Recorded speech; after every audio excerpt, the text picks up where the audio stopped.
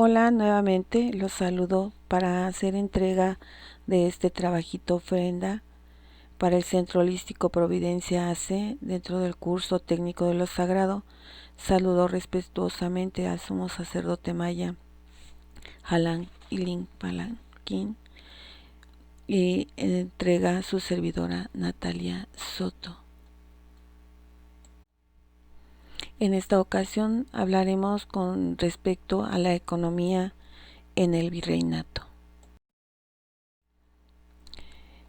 A la caída de Tenochtitlán se da inicio a estos 300 años que comprenden el virreinato y que empiezan en el siglo XVI.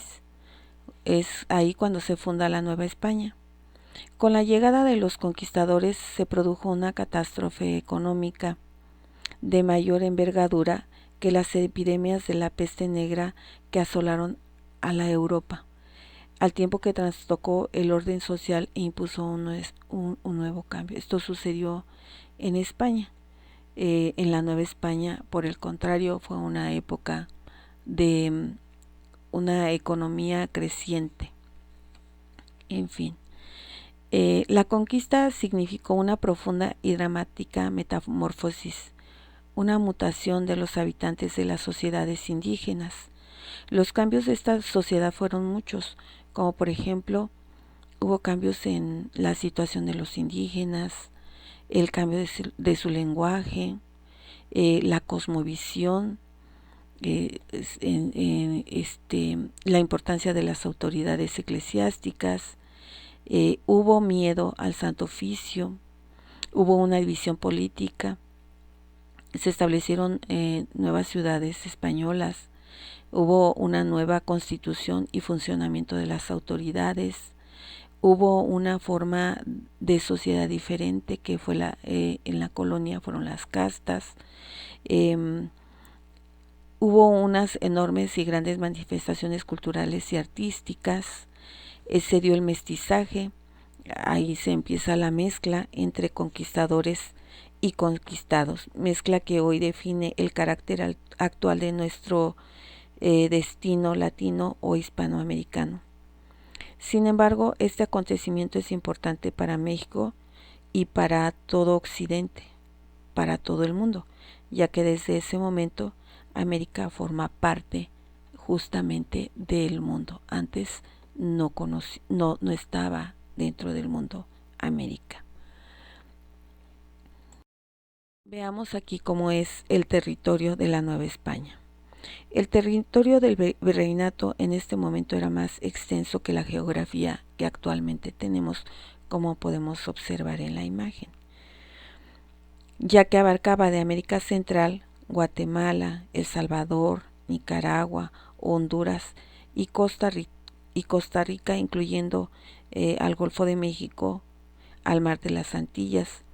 Sin embargo, el territorio isleño compuesto por las pequeñas y grandes Antillas, Cuba, Santo Domingo y Puerto Rico, entre otras, no formó parte de la Nueva España. Constituyeron gobernadores o gobiernos independientes, al igual que Panamá. Hernán Cortés toma las leyes de la monarquía española para fundar la Nueva España.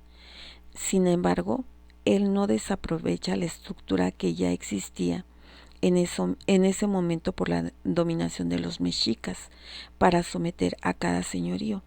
Es por eso que se instala en la capital de México, conservando el nombre prehispánico México. En cambio, en todos los aspectos de su vida, Cortés sabía que los indígenas se iban a rebelar ante la intromisión española, o sea, ellos no iban a ser fácilmente conquistados. Así que para facilitar la dominación establece lo que se llama las haciendas. como una base indirecta de gobernar. Eh, ¿Y qué eran estas encomiendas? Veamos cómo las constituyó, cómo las formó. Las encomiendas consistían en que cada conquistador tenía el derecho de gobernar dos o más pueblos, pagando el mismo tributo que ya le pagaban al Tlatoani, es decir, al imperio mexica. Además bueno, pero aquí en este caso, también a los señores que tenían inicialmente, pues les dejaron ese espacio, y a los como dejándolos como que si fuera su mismo señorío, pero ya dependiendo de los españoles. Y además se les enseñaba la fe católica para fundamentar el dominio español. De esa manera se mantiene el poder de los antiguos señoríos y jefes indígenas. Las encomiendas fueron exitosas y numerosas al principio, ya que el objetivo principal era la dominación, pero paulatinamente los españoles tomaron posesión y control del territorio. Por este hecho, Cortés lo nombraron gobernador, capitán general y justicia mayor de la Nueva España. Hasta aquí parecía que Cortés iba teniendo una primacía dentro de la Nueva España.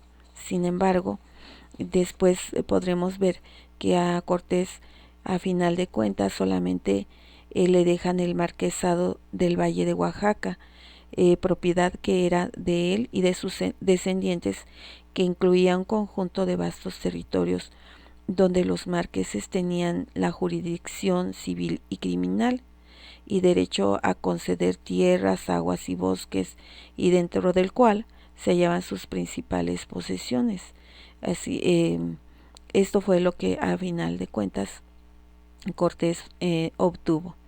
El otro señorío fue el ducado de Atlisco, otorgado por el rey Felipe V, y es lo que finalmente le corresponde a Cortés. Pero veamos cómo es que después de estas encomiendas el gobierno se va constituyendo. Bien, el gobierno, para gobernar a los nuevos territorios y a miles de kilómetros de distancia, la misión era difícil, era complicada, casi podría decirse que imposible, pero ellos encontraron la forma de hacerlo, y esta forma fue instaurar el Consejo de Indias. Y aunque los primeros conquistadores y encomendadores eran fieles al rey Carlos I, la corona ve la necesidad de un sistema de gobierno con la finalidad de evitar los abusos y el descontrol. Y para este efecto es justamente para lo que hacen el Consejo de Indias, crean este Consejo de Indias. Su función del Consejo de Indias es atender los asuntos de América, y además se crearon dos audiencias encargadas de impartir justicia en nombre del rey. Las audiencias tenían que estar al tanto de lo que pasaba en los pueblos indígenas, los cuales tenían su propio sistema de gobierno, llamado República de Indios. Además, la corona española decide enviar a un virrey, una figura que sea la que represente al rey en la Nueva España, quien se constituye como la autoridad suprema del gobierno, teniendo a su cargo la jefatura militar y los asuntos de justicia y los asuntos de la iglesia, que en ese momento eran sumamente importantes. Y justo en este es el momento en que surge la denominación del virreinato, a la llegada del virrey a la Nueva España. Es preciso decir que aunque había un virrey, la influencia de la Iglesia Católica en la labor de gobernar y ejercer justicia estaba presente a través del Santo Oficio.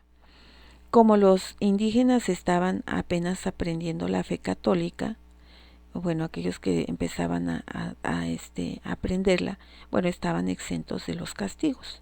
Posteriormente, pues no ya no era así.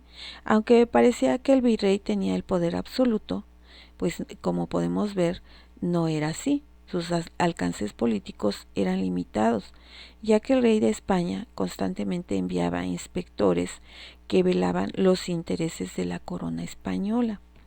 En función de una mejor forma de gobernar, con mayor eficacia, la Nueva España se divide en provincias que son gobernadas por un alcalde mayor.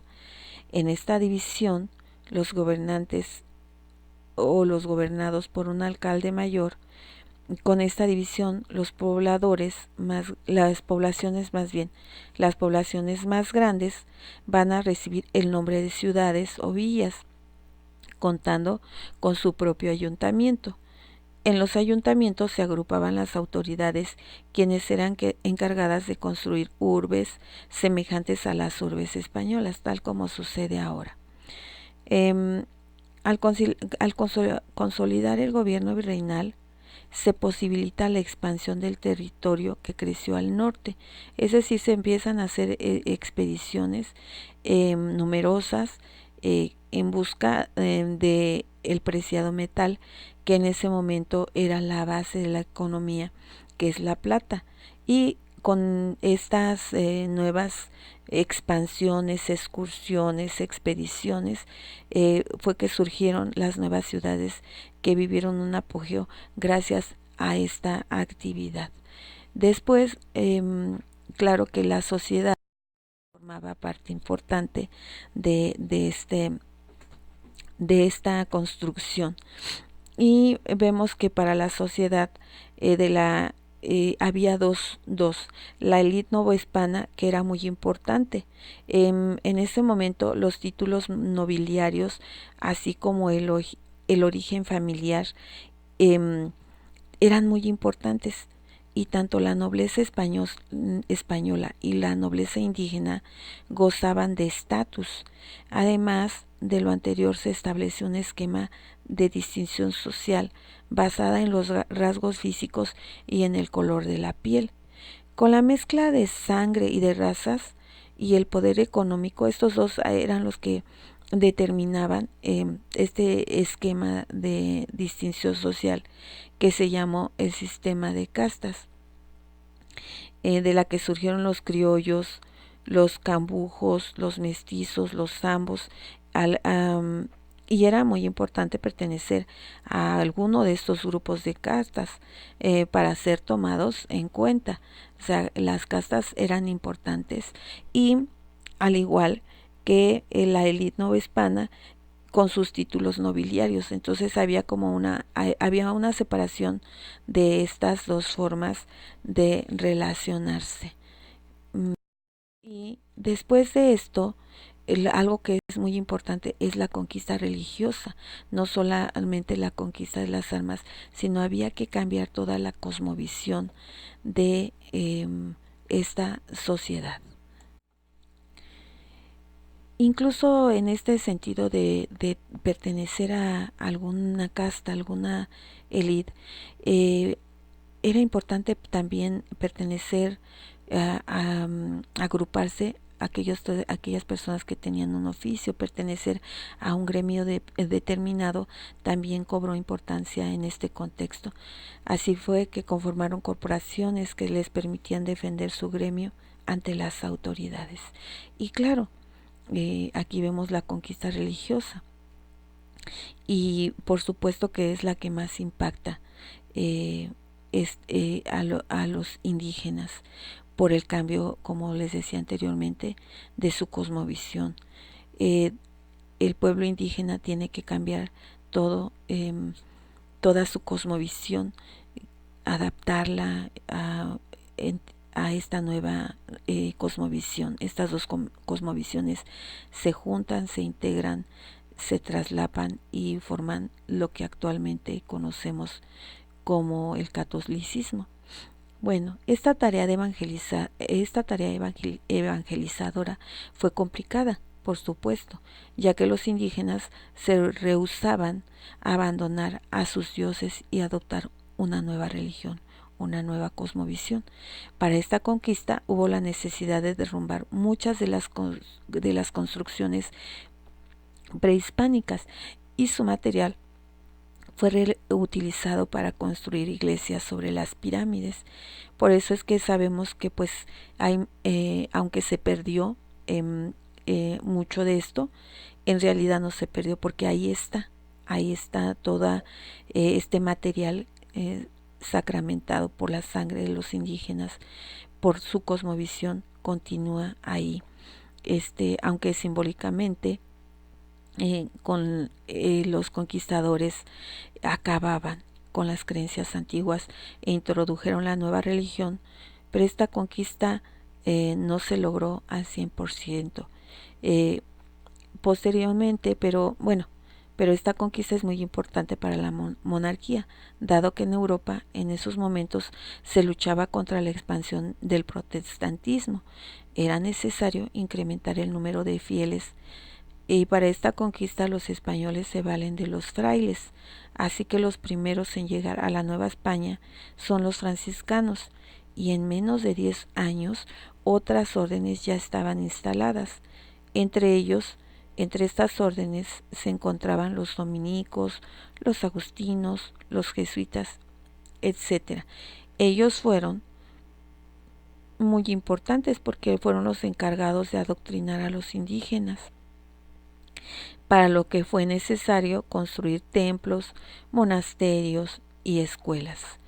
Los frailes se esforzaron en conocer las diferentes lenguas indígenas, se encargaron de enseñarles el español y educarlos en el cristianismo, y también los defendían de los abusos de los encomendaderos, que ante las injusticias que ejercían los españoles sobre estos encomendaderos, ellos vaciaban su enojo en los indígenas. En una escala de injusticias, pues los españoles a los encomendaderos y los encomendaderos a los indígenas. Para lograr su cometido, los frailes hicieron uso del teatro, la música y la pintura, donde los indígenas podían incluso plasmar sus sueños de libertad. Otra labor que realizaron fue la de realizar bautizos multitudinarios. Finalmente, la aparición de Tonantzin Guadalupe logró unificar que los indígenas pudieran identificarse con la fe. En este marco, algunos encomendaderos no creían necesaria la evangelización y prefirieron esclavizar a los indígenas, a pesar de que estaba prohibida la esclavitud, ya que la corona consideraba a estos indígenas como vasallos. Como saben, cambiar de cosmovisión no es nada fácil, y es por eso que pasaron varias generaciones para que el catolicismo se introdujera y se estableciera en la población prehispánica. Esta conquista, esta mezcla de cosmovisiones dio como resultado una nueva cosmovisión que aún en nuestros días conserva el núcleo de su corazón intocado, al conservar parte de sus prácticas y tradiciones que han dado vida a una nueva tradición que se ha adaptado al tiempo.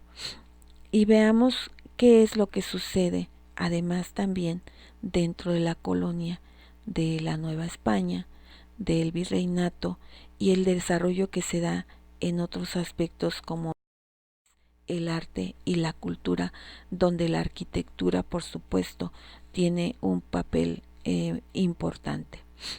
Paralelamente a estos cambios, también se tienen estos cambios en el arte, en la cultura. Una de las expresiones del arte que más se da en este periodo es el barroco. El barroco es una palabra portuguesa que se utiliza para designar las perlas cuyas características eran irregulares. Por tanto, es una palabra que se utiliza para las formas defectuosas o de poco valor. En general, en su momento sirvió para calificar todo lo que era desordenado y confuso. En la época del virreinato, este estilo se vincula con el arte y la cultura, así que lo podemos encontrar tanto en las artes plásticas como en la literatura, no solamente en la arquitectura. Por supuesto, la Iglesia Católica era una institución que influía poderosamente, no solo en la vida social y política, también en el arte y la cultura, y era quien regía la mayor parte de la producción dentro de este desarrollo. Así que la arquitectura, la música, la pintura y la escultura florecieron gracias y bajo eh, el auspicio, la observación, la mirada. Así, bajo esta mirada, bajo esta eh, supervisión de la iglesia, constantemente preocupados los religiosos de mantenerse al tanto de los avances y desarrollos eh, que estaban en Europa, ellos bajo su cobijo, bajo su mirada, se va desarrollando todas estas artes. En la arquitectura está inspirada en la arquitectura lógicamente barroca europea, que importa la corriente renacentista. El estilo barroco no fue adoptado inmediatamente. Con este estilo se buscaba lo extravagante, elegante y refinado, y sobre todo como todo el dinero, todo lo que había en ese momento, pues había la posibilidad de estos excesos, ¿sí? Con una ornamentación exactamente excesiva. Además, por un interés espiritual y por los problemas religiosos en la Nueva España se desarrolló el estilo estítepe. El estilo estítepe es una pilastra en forma de pirámide truncada. Esta la podemos ver en el Museo de Pozotlán y en algunos otros espacios. Y el neoestilo, en donde recuperan el neoestilo llega al final, donde recuperan el apoyo vertical para posteriormente dar el estilo regional. Así que empiezan con un estilo barroco lleno de excesos, de detalles, magnificencia, mostrando toda la prosperidad que existía en la Nueva España, en el virreinato, y van poco a poco retomando el neoestilo para después llegar al estilo más bien indígena, regional, en donde ya se plasma y ya se ve la mezcla de ambas culturas. El barroco con su vanguardia no fue adoptado de inmediato. Es por eso que las catedrales de México, Morelia y Puebla, posteriormente van agregando elementos de este estilo. Con respecto a la pintura, vemos que la pintura también está desarrollándose. También regresamos a lo mismo, se desarrolla con temas relacionados con la iglesia. Uno de los pintores que se resaltan más es Baltasar Echeve Rioja. Él es seguidor de Murillo y Rubens, y su influencia se puede ver en su pintura. Él pintó el martillo de San Pedro de San Andrés, que fue solicitado por el Santo Oficio, y también pintó los tributos de la Eucaristía y la fe y la iglesia. En la música, por supuesto, tampoco se quedó atrás en el sentido, pues por así decirlo, barroco, donde especialmente la iglesia desarrolló o copió a aberturas que terminaban con una fuga, que en ese momento era la vanguardia. Además, ejecutaban las copias de las obras que estaban en ese momento, y se realizaban composiciones para la iglesia. Todo, si podemos ver, estaba directamente relacionado con la iglesia. En la literatura, los estilos que se desarrollaron fueron el culteranismo y la retórica, sabiendo que el culteranismo se caracteriza por formas poéticas y de difícil comprensión, basadas en abundantes y complicadas metáforas, latinizadas, ya que en ese momento inclusive la misa se decía en latín, Por tanto, solamente era pues entendido por los eruditos. Era erudito y exagerado el culteranismo, mientras que la retórica pues era las reglas que marcaban el arte de hablar y escribir de forma elegante. Esto estaba específicamente para todas aquellas personas eruditas, aquellas personas que conocían. Otros conocimientos importantes que se desarrollaron eran lógicamente las matemáticas, que tenían que ver con la minería, y la astrología, básicas para la navegación. Eh, Estos religiosos también supieron aprovechar el conocimiento ancestral prehispánico y se beneficiaron la salud con la herbolaria, o sea, no se desperdiciaba nada. Y todo esto fue constructo y base la economía. Eh, la economía se basaba en la tierra, pero sobre la base estructural que se tenía, es decir, ya se tomó lo que estaba y de ahí se fueron desarrollando eh, todo lo que es la parte de la economía. Ahora se sobrepone una nueva organización, por supuesto.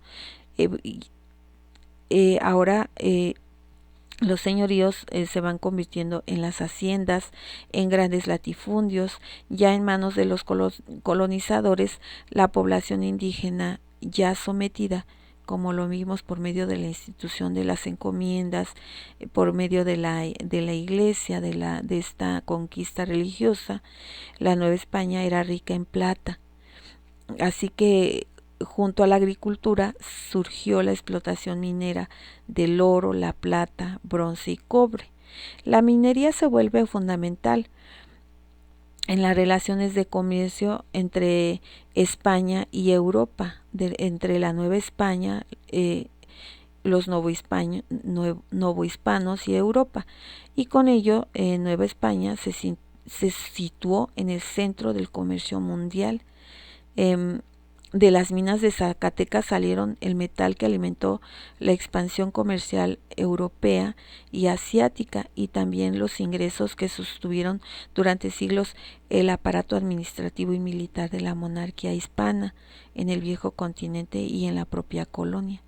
Mientras la minería se explotaba y arrojaba riquezas, enormes riquezas, cuantiosas riquezas para los empresarios españoles, los indígenas en las minas sufrían de explotación y malas condiciones de vida. Y aunque la esclavitud estaba prohibida, los indígenas dentro de las minas poco menos que eran tratados como esclavos. Bueno, aquí también hay que recordar que había gente de raza negra que ahora que por su fuerza, por su tamaño, por su dimensión, pues podían desarrollar este trabajo con mayor eficiencia. Sin embargo, también había una gran cantidad de indígenas trabajando en las labores de la minería y en el campo. Había una gran prosperidad, sí, para los burócratas imperiales, para los hacendados y para los comerciantes que controlaban los flujos comerciales, ya que la plata y otros productos novohispanos llegaban a muchas ciudades del planeta. También es posible que hubiera prosperidad en los pueblos para los artesanos, pequeños comerciantes, gentes de los pueblos indígenas, pero no para la mayoría de la población víctima de la conquista. La plata y otros productos novohispanos podían llegar a otras ciudades del planeta gracias al comercio internacional por vía marítima, como lo vemos en nuestras imágenes. Pues esto era principalmente lo que este, hacía que fuera posible esta transportación. Y justo es de justo en estos momentos cuando surgen los vikingos, debido a la derrama económica, la gran derrama económica, pues surgieron estos piratas españoles que no pertenecían al imperio, y también hubo de diferentes países como ingleses, irlandeses, franceses, italianos. Pero también se comercializaban otros productos, no solamente la plata. también había otros productos importantes que surgían del campo, como es el cacao, la grana de cochinilla con la que se teñían las telas de color rojo brillante, y había producción de azúcar de caña y el cultivo de frutos y vegetales. Además, como ya lo dijimos, de la actividad económica principal, que es la minería, no dejaba de ser importante el desarrollo de la agricultura. También la agricultura tuvo un gran desarrollo en este momento y por supuesto era parte de la economía. En este sentido, los españoles hacían para la agricultura, los españoles hicieron aportaciones importantes porque ellos trajeron herramientas de trabajo como son arados, asadores, hoces, palas, molinos y el uso de animales de tiro que con los que se ayudaba a poder acelerar la siembra. Los españoles aportan a nuestro país también productos agrícolas, como por ejemplo para producir textiles, el lino, el algodón, el cáñamo, trajeron la morera, que era para la crianza de gusano de seda. También aportan o traen cereales que se agregan a los nutrimentos ya acá establecidos. Por ejemplo, trajeron arroz, trajeron cebada, trigo, centeno y también trajeron hortalizas, verduras y legumbres que antes no teníamos, como son el rábano, la zanahoria, la lechuga, la col, la cebolla, el ajo, y también árboles frutales, tales como manzana, pera, naranja, limón, durazno, olivo, nogal, higo, la vid, la caña de azúcar. Con todos estos productos se suman a los ya existentes, como son el maíz, el cacao, el jitomate, el aguacate, el mango, el mamey, la papa, el agave, el maguey, que ya se consumían antes de la colonia. Para la ganadería, también ellos traen a ganado mayor y este ganado mayor es estamos hablando de que ellos traen caballos, las vacas, y que estos al principio no eran para todos, sino estaban restringidos para los indígenas. Paulatinamente ya fueron teniendo la posibilidad de tener este tipo de animales. Otros animales que llegan están destinados más que a la ayuda, más que a la transportación, están destinados a la alimentación, como son las cabras, los cerdos, los borregos, con lo cual se inicia una actividad que antes no se ejercía en la Nueva España, que es el pastoreo. También llegan las gallinas, los animales de corral, y el clima que se tiene en la Nueva España permite la producción y la reproducción de todos estos alimentos y facilita el que los animales puedan estar procreándose para tener cada vez más. Así es que incluso la alimentación de los indígenas cambia con todos estos animales que llegan. Además de la alimentación, los borregos proveían lana para la producción de telas. Un apartado importante tiene el caballo, ya que este tenía múltiples usos, como para transportar, para corridas de toros en eventos, para paseos y hasta para cortejar a las damas.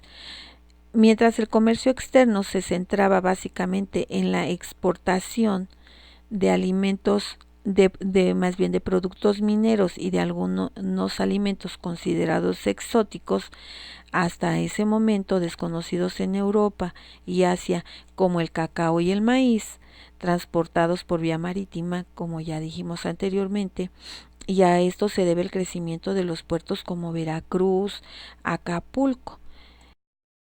Así que no es difícil ver que las transportaciones se hacían por medio de barcos. Ajá. Eh, bueno, para el comercio interno se hacía uso de arrieros, que debían ser fuertes para defender sus mercancías y que utilizaban los animales del ganado mayor, como son los caballos, este, y con ellos se transportaban las mercancías y se distribuían en las diferentes plazas. Para el comercio exterior, bueno, sí se utilizaba la transportación marítima. También hacían llegar a la Nueva España productos lujosos para las élites de la Nueva España, como era seda, porcelana, marfil y especias. Una de las embarcaciones más reconocidas de estos momentos y aún ahora era la nao de China, que era una enorme embarcación en la que se viajaba por todo el mundo. Claro que la plata constituía el puntal que tenía el virreinato con el mundo económico exterior, ya que sobre ella se logró sostener el imperio y hacer de Nueva España una de las eh, áreas más prósperas de la economía internacional. Y fue tanta la plata extraída de las minas novohispanas que monetizó los mercados locales, nacionales e internacionales. La corona española incrementa sus arcas, antes abastecidas por el oro de las tierras dominadas, en las tierras alemanas de los Habsburgo y al norte de África. En 2 siglos, las riquezas de las tierras conquistadas parecían no tener fin. Y entonces, justo entonces, es que se fabrica una moneda española de plata llamada ducado y otra con una alianza de cobre llamada vellones, para finalmente hacer una moneda de oro llamado escudos. Al emitir esta moneda de oro, que evidencia la riqueza española, los ducados son desplazados y los escudos y vellones circulan por toda Europa. Esto hace que por primera vez se establezca un mercado internacional. Esto, imagínense la importancia que tuvo en ese momento este monetizar, porque ya no era el trueque, ya ahora había un intercambio diferente, ¿sí? Que hasta ese momento pues no se conocía de esta manera, porque las monedas solamente eran locales, y estas monedas, estos ducados, estos escudos y estos vellones fueron utilizados a nivel mundial, ya que los escudos y los vellones, los ducados quedan fuera, tenían el mismo valor para los franceses, los italianos, los alemanes y por supuesto también en América. Todo parecía que era prosperidad y riqueza para la corona española, pero nada más lejos de la verdadera situación que vivía España, ya que la falta de manufactura en España le impedía producir artículos de intercambio comercial con las otras naciones europeas, y como se sabe, la especulación, la característica que tiene es que se vende un producto por debajo del precio que se compró, y esto fue lo que surgió justo en ese momento a falta de la manufacturación o producción de productos españoles. Así que el metal solamente le sirvió a la corona para abaratar los productos que compraba porque no los producía, y así se encarecían los que no adquiría. Este fenómeno de encarecimiento y abaratamiento provoca una crisis económica en la península ibérica, además de la especulación que vivía la corona española, y aunque reconquista algunos territorios perdidos del viejo continente, esto no le ayuda a ser potencia mundial, a pesar de que su moneda unifica la economía europea entera. Esto no logra rescatar el imperio. Esto se debe a la falta de manufactura propia y a la división política interna. Ellos empiezan a tener problemas internos y esto también impacta. Estos acontecimientos lógicamente trastocan la economía tanto social como política. Así es de que sube, no logran rescatar a España. Cuando sube al trono Felipe II, la economía de España ya está bastante debilitada por falta de competencia mercantil, por lo que ahora dependen de los principales centros comerciales del siglo XVI, que son Amberes en Bélgica y Flandes en Holanda. Otro factor que hace mella en la economía de la corona es la codicia de Inglaterra. España se ve con derrotas militares y con esto grandes pérdidas económicas por la especulación que ya vimos anteriormente el origen, y como ya se mencionó, esta especulación se establece a causa de las grandes cantidades de productos traídos de América. Para establecerla, los comerciantes se ponen de acuerdo en los precios antes de vender, de mercadear, con lo que los banqueros del sur de Italia ven crecer sus utilidades de tal manera que empiezan a construir empresas comerciales que se encargan de manejar, controlar y establecer la economía, y con esto de disminuir cada vez más esta potencia en ese momento que es España conjuntamente con la Nueva España. Por tanto, los precios de las mercancías que están controladas ejercen tanto poder que provocan que España se endeude con préstamos aún España, tratando de aprovechar el oro extraído de sus minas de América, pero nada detiene su caída.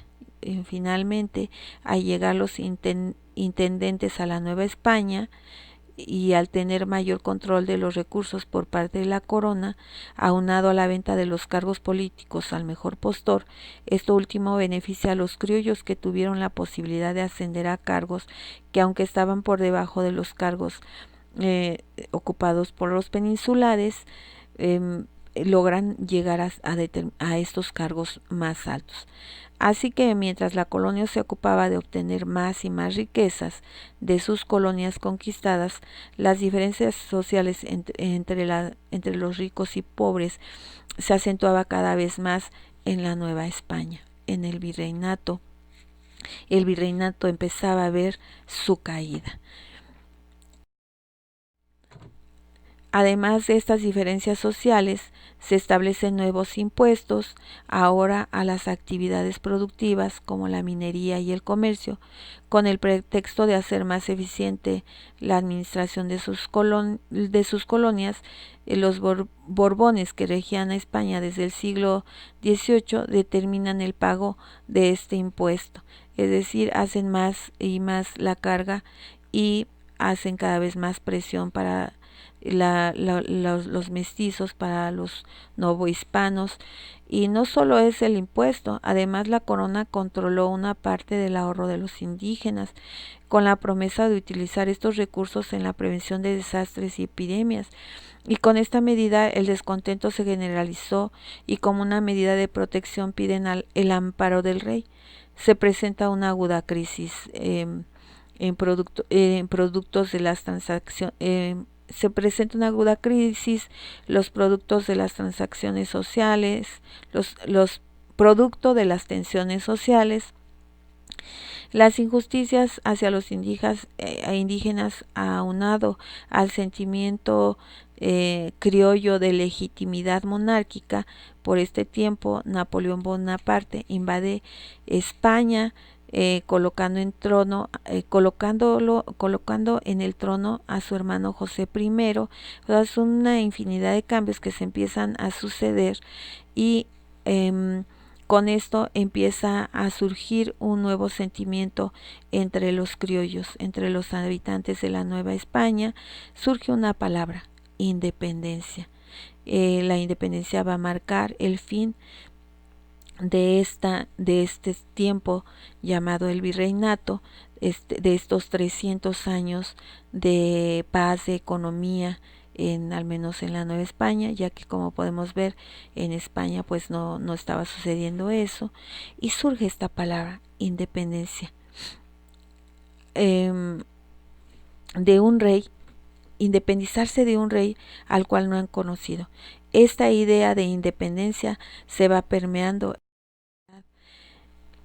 hasta desembocar en el movimiento de independencia, y con este movimiento se da fin a lo que se conoce como la época del virreinato. Y con esto me despido. Gracias, hasta la próxima.